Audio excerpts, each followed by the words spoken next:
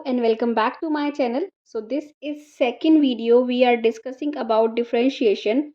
In first video we started with basic differentiation formulas and then we did product rule as well. So here we are doing U by V rule, means when you have two functions and in U by V form, means numerator by denominator, then how do you differentiate it? It is, what is the formula here?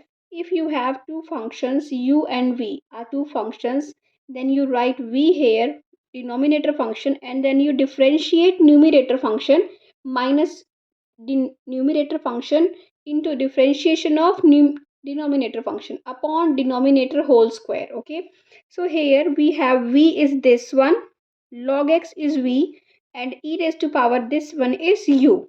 Okay, so we will write v first and we will differentiate u minus u and differentiate v, and you need to write whole upon log x whole square. Okay, so we get log x. What is the differentiation of e raised to power x? It's e raised to power x only, minus e raised to power x. Differentiation of log x is 1 upon x upon log x whole square.